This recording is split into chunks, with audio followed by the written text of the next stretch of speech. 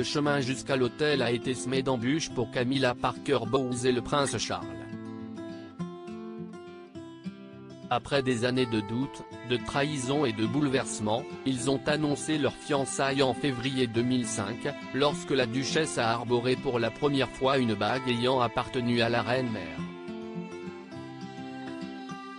Comme ils étaient tous deux divorcés, de Lady Di pour lui et de Andrew Parker Bowles pour elle, ils ne pouvaient pas s'unir lors d'un grand mariage royal traditionnel.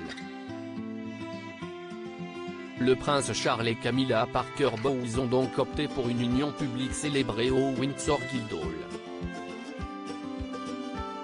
Ce jour-là, les princes William et Harry se tenaient aux côtés des enfants de Camilla, Laura et Tom. Je pense que Charles a toujours voulu faire de Camilla son épouse, sa femme, affirmait l'experte royale Jenny Bond dans un documentaire diffusé sur Channel 5.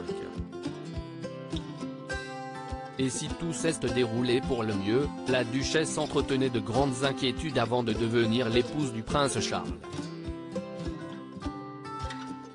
Je pense qu'il a senti qu'elle avait enduré beaucoup de critiques vraiment négatives au fil des ans et qu'elle l'avait pris avec beaucoup de dignité et tout ce qu'il voulait, c'était d'en faire sa femme, continuait-elle.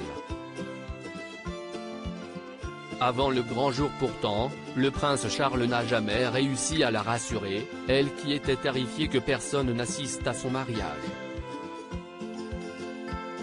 Elle était inquiète que personne ne vienne, elle était terrifiée à l'idée d'être huée, s'est souvenue la commentatrice Carole Malone dans ce reportage consacré aux futurs rois et reines.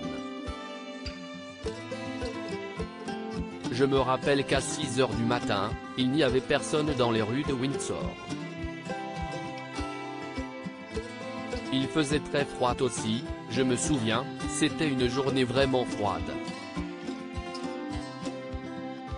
Un mariage sans Elisabeth II en tant que journaliste, je le regardais et je pensais que la seule réaction à cela serait l'apathie nationale, qui est presque aussi mauvaise que la protestation. Cependant, à 10 h 30, les rues se sont bondées, a rappelé la spécialiste de la couronne.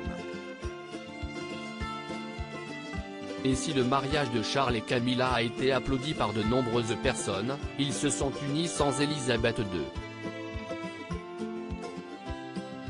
La reine n'a en effet pas pu assister au mariage civil de son fils, chef de l'Église d'Angleterre oblige, mais elle était bien présente à la bénédiction de la chapelle Saint-Georges peu de temps après. Après son mariage, Camilla Parker Bowles est techniquement devenue princesse de Galles, mais a préféré ne pas utiliser ce titre par respect pour Lady Diana. Au lieu de cela, elle a choisi le titre secondaire que la reine lui a remis ce jour-là, duchesse de Cornouailles.